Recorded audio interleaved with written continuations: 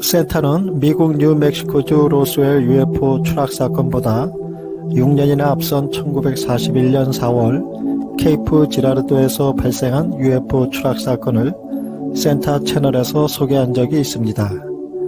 이 놀라운 사건은 세간에는 알려지지 않은 채 세월이 흐르다가 제보자인 윌리엄 허프먼 목사가 죽기 직전 세계적인 민간 UFO 연구단체인 무폰에 그 당시 상황을 본 그대로 전하여 세상에 알려지게 되었습니다.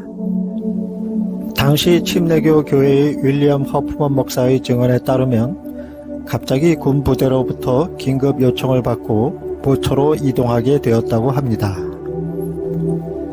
도착한 현장에는 이미 군의 정보 요원들과 FBI 요원, 소방관들로 에워싸고 있었으며 추락한 비행 접시가 부서진 채 땅에 처박혀 있었고 세구의 외계인 사체가 있었다고 합니다. 허프먼 목사는 군대의 요청에 따라 장례 예배를 치러주었습니다. 장례 예배가 끝난 후 현장의 모든 파편과 외계인 사체는 물론 토양까지도 철저하게 수거해 갔다고 합니다. 그러면서 군 관계자는 허프먼 목사에게 UFO 추락 사건에 대해 일체 함구할 것을 요청했고 허프먼 목사는 이 사실을 수십 년간 함구하다가 죽기 직전 무폰에 공개한 것입니다. 목사는 말하기를 당시 자신이 본 것은 기술적으로 매우 진보된 비행선과 외계인 사체였다고 증언했습니다. 사람들에게 널리 알려진 로스웰 UFO 추락 사건에 가려 거의 알려지지 않은 이 사건은 미군 당국이 UFO 관련 사건을 얼마나 철저하게 관리하는지를 시사하고 있습니다. 그런데 최근 2023년 1월 놀라운 충격적인 UFO 관련 소식이 이슈로 떠오르게 됩니다. 이는 UFO 연구가로 정평이 나 있는 프랑스의 천문학자이자 컴퓨터 과학자인 자크 발레 박사가 한 사건에 대해 심층 조사한 결과를 뉴욕타임스, 영국 데일리 메일 및 기타 뉴스 언론 매체에 전격 공개하여 지대한 관심을 불러일으켰습니다. 그것은 바로 1945년 8월 미국 뉴멕시코주 샌앤토니오의 인근에 추락했다는 트리니티 UFO 추락 사건입니다. 센터는 트리니티 UFO 추락 사건의 정보를 2024년 초 해외 채널을 통해 처음으로 접하게 되었습니다.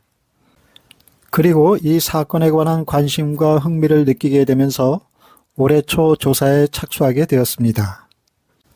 그런데 자료조사를 진행하는 과정에서 사건의 진실을 알고 있는 목격자가 진술한 증언 내용과 그가 그동안 숨겨왔다는 추락한 물체에서 가져온 잔해물이 뜻밖의 진위 논란의 중심에 서 있다는 것을 알게 되었습니다. 따라서 센터는 트리니티 UFO 추락 사건의 객관적인 사실 평가와 조사 결과에 의한 사건의 진실 여부 및 잠정 결론을 내리고자 이 사건의 히스토리를 추적하게 되었습니다. 이 사건을 심도 있게 조사하고 긍정적 평가를 내린 프랑스의 저명한 UFO 연구가인 자크 발레 박사의 견해와 추락 사건 당시 군부대의 회수에 이르기까지 모든 상황의 흐름을 목격했다는 호세 파델라의 진술 내용, 해당 사건을 최초로 보도한 벤 모펫 기자가 쓴 기사 내용, 미국 TV 채널에 출연한 호세의 인터뷰 내용, 추락한 비행체 내부에서 가져온 것이라는 금속 물체의 분석 결과 보고서, 해당 사건을 심층 조사한 무폰 소속의 베테랑 조사관이었던 제임스 클락슨의 조사 결과물, 그리고 이 사건을 조사한 더글라스 딘 존슨과 과학작가인 브라이언 더닝의 조사 리포트와 위키피디아에 실린 사건의 히스토리, 기타 해외 유튜브 채널 등 광범위한 자료조사를 진행해 왔습니다. 2003년 기자 벤 모펫은 뉴멕시코 지역신문에 이 사건을 기사화하여 최초로 세상에 알린 사람이었습니다. 그가 쓴 기사는 잠시 묻히는 듯 하다가 2009년 5월 이탈리아계 미국인인 포토 저널리스트이자 탐사보도 기자인 파울라 헤일리스에 의해 주목을 받게 됩니다. 이후 파울라 해리스는 이 트리니티 UFO 추락 사건에 관한 깊은 관심과 흥미를 갖게 됩니다. 2006년 영국의 저명한 UFO 연구가인 티모시 굿은 그의 책 Need to Know에서 이 사건을 언급했습니다. 2011년 자크 발레 박사는 66년 동안 침묵 속에 가라앉아 있었던 트리니티 사건의 단서를 탐사 보도 기자인 파울라 해리스로부터 깊숙이 숨겨져 왔던 사건의 실마리를 풀어줄 두 사람의 휴민트 정보를 접하게 됩니다. 그리고 자크 발레 박사는 사건의 내막과 진실을 알아내기 위해 2010년 이후 유일한 목격자인 호세 파딜라와 레미 바카를 찾아 본격적인 인터뷰 조사를 하게 됩니다. 10년간의 조사 끝에 사건의 조사를 마무리한 후 2021년 7월 31일 프랑스어로 된 단행본 트리니티가 출간되었고 이후 보강된 자료를 추가한 두 번째 책인 트리니티 가장 잘 보관된 비밀이란 제목의 책으로 2022년 8월 1일에 출간되었습니다. 자크 발레 박사는 파울라 해리스와 함께 이 트리니티 UFO 추락 사건의 현장 조사에서 아직 생존해 있는 목격자의 역사적 관찰을 재구성했습니다. 알려진 바에 의하면 당시 9살의 어린 소년이었던 호세 파딜라가 친구와 함께 비행물체가 인근 타워에 충돌하면서 지면에 추락한 것과 나중에 군 부대가 현장에 출동하여 추락한 물체를 트레일러로 회수하여 가져가는 모든 상황에 이르기까지 전 과정을 약 9일간에 걸쳐 낱낱이 관찰했다고 증언했다는 점입니다.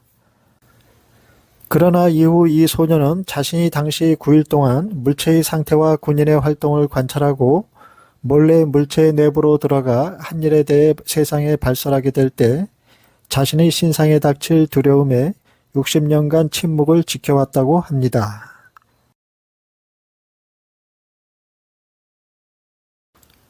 (1945년 8월 16일이었습니다) 증언자의 말에 의하면 미국 뉴멕시코주 샌앤토니오 지역에서 원인 모를 미상의 물체가 추락하는 사고가 일어났다고 합니다. 샌앤토니오 지역의 호세 파딜라의 집은 뉴멕시코주에 있는 트리니티라는 그 지역 근처에 있는 도시로 트리니티에서 북서쪽으로 18마일 떨어진 곳에 있었습니다. 참고로 트리니티라 명명된 이 지역은 화이트 샌드라는 사막의 북쪽에 위치하며 시대적 배경을 살펴보면 1945년 7월 16일 최초의 원자폭탄 실험이 실행된 장소입니다. 최초 원자폭탄이 폭발했을 때 두 가족은 그 지역의 다른 주민들과 마찬가지로 150마일 떨어진 곳에서도 볼 수 있었던 버섯구름의 섬광과 엄청난 굉음, 폭염에 놀랐습니다. 호세의 어머니인 이네즈 파딜라는 그녀의 한쪽 눈의 시력을 잃었습니다. 그 지역 주민들에게도 다른 심각한 피해가 있었습니다. 당시 뉴멕시코의 사막에서 7월 16일 최초 원폭 실험이 시행된 직후 정확히 한 달 뒤인 8월 16일에 UFO로 추정되는 추락사고가 샌앤토니오 지역에서 발생하게 된 것입니다. 다음 제2부에서는 당시 어린 소년이었던 호세 파딜라가 사건 현장을 발견하게 된 경위와 초기에 관찰한 내용을 전해드립니다. 그럼 2부에서 다시 뵙겠습니다.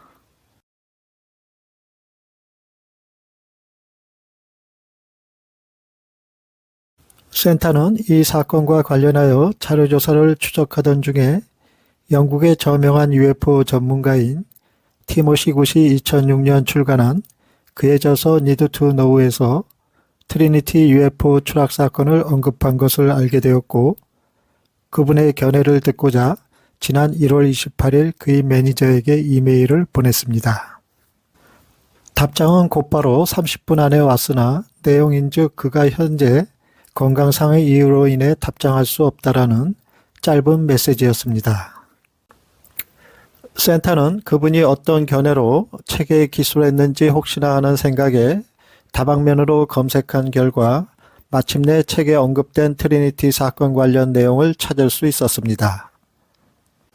그 내용은 짧게 정리된 요약으로 1945년 8월 트리니티에서 원폭이 폭발한 지 거의 5주 후에 샌앤토니오의 파딜라 목장 근처에서 두 어린 소년들이 굉음과 빛을 보고 현장에서 땅속에 박힌 아보카도 형태의 우주선이 지상에 돌출된 것을 발견했다는 내용이었습니다.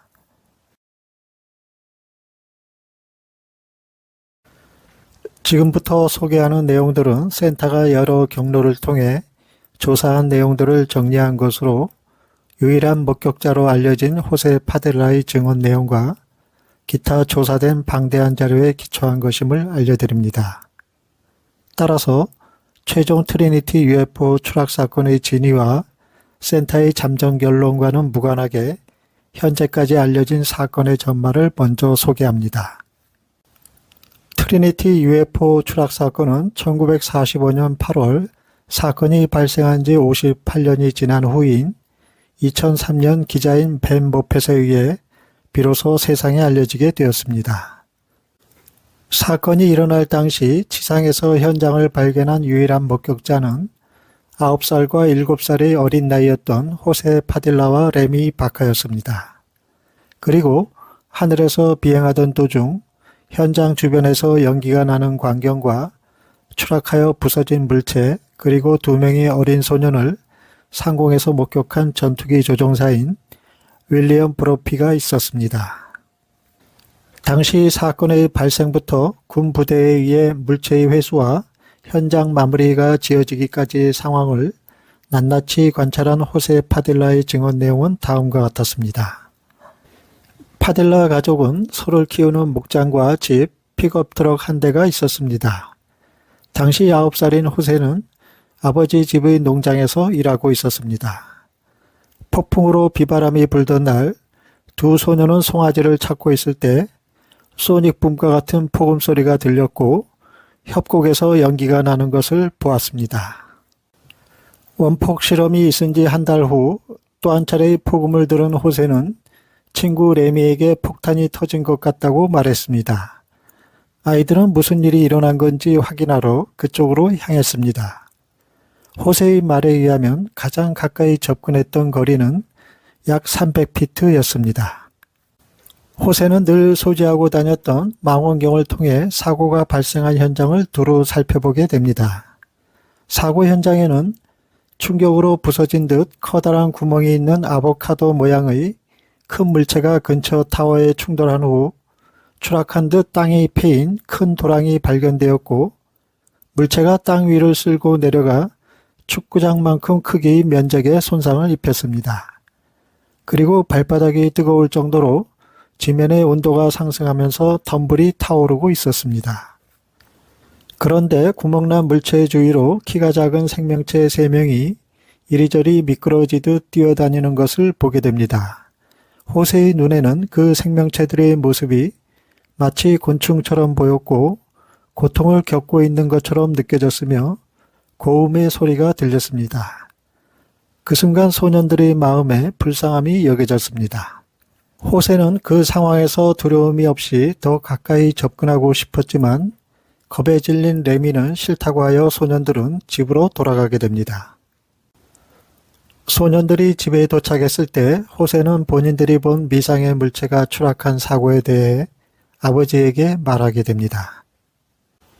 다음 제3부에서는 호세가 9일간 관찰했다는 현장 기록에 관해 살펴보도록 하겠습니다. 시청해주신 여러분들께 진심으로 감사드립니다.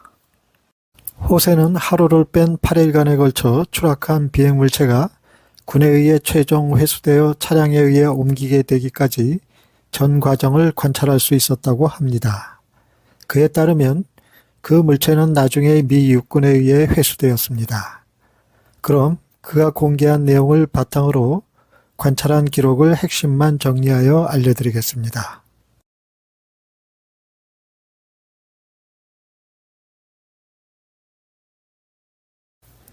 미상의 비행물체가 추락한 첫째 날이었습니다. 1945년 8월 16일 낮 시간대였습니다. 당시 9살이었던 호세 파딜라와 7살이었던 레미 바카는 말을 타고 출산을 앞둔 잃어버린 소를 찾고 있었습니다. 그런데 갑자기 어디선가 지축을 흔드는 굉음이 들려왔습니다.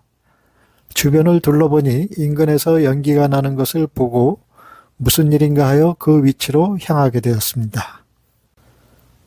호세는 현장을 향해 가는 도중에 망원경을 통해 미상의 물체가 땅에 처박혀 있는 것과 주변에 작은 키 이상한 모습을 한 생명체 3명이 왔다 갔다 하는 것을 목격했습니다.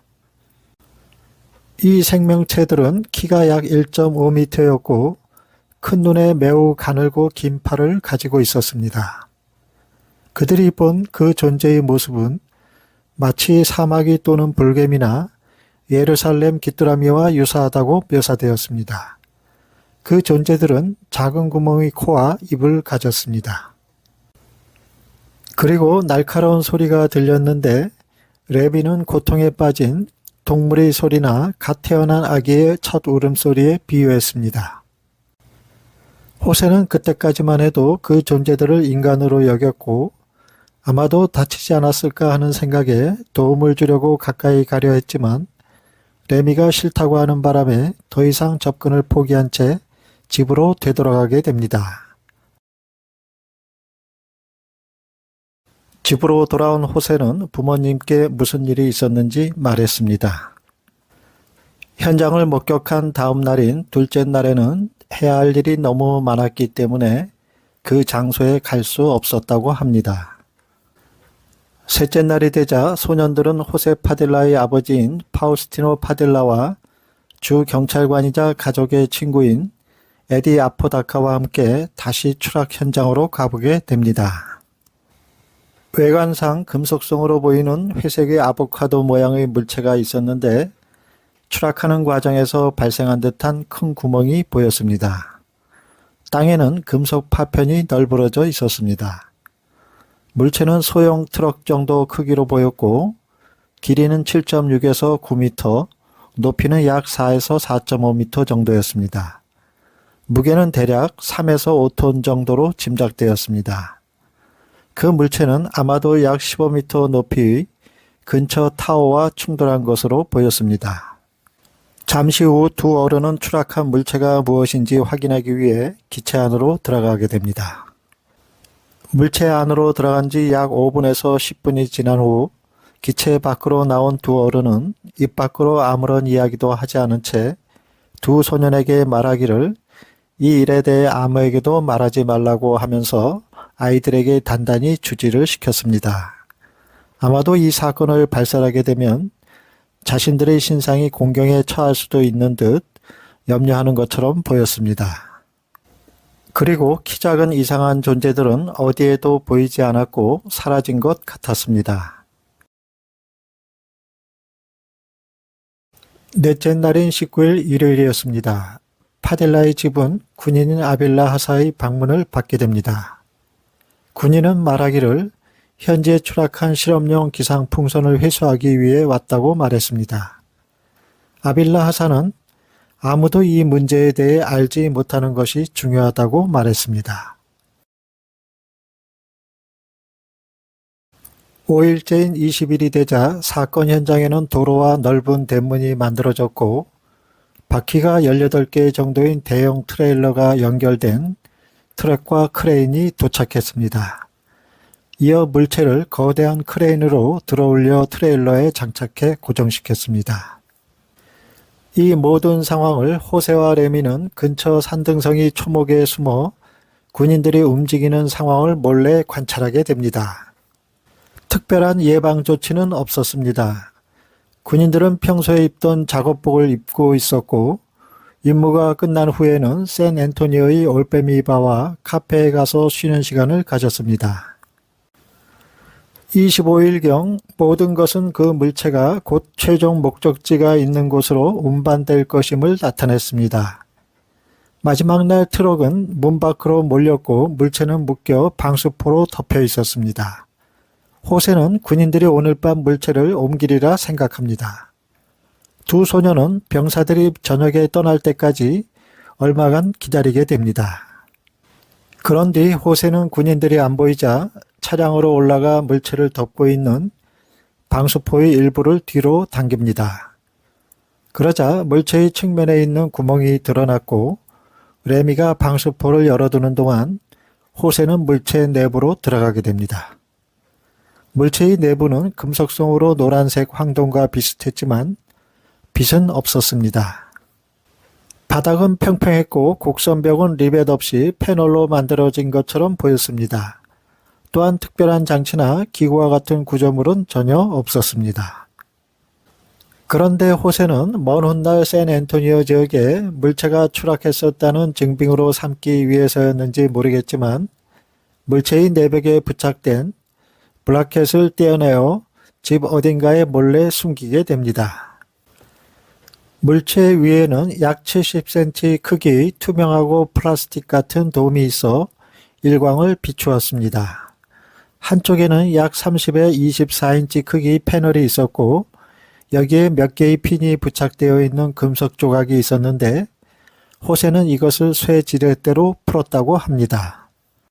다음 제4부에서는 호세가 추락한 물체에서 가져왔다는 금속 조각의 과학적 분석 결과가 공개됩니다. 시청해 주신 여러분들께 진심으로 감사드립니다.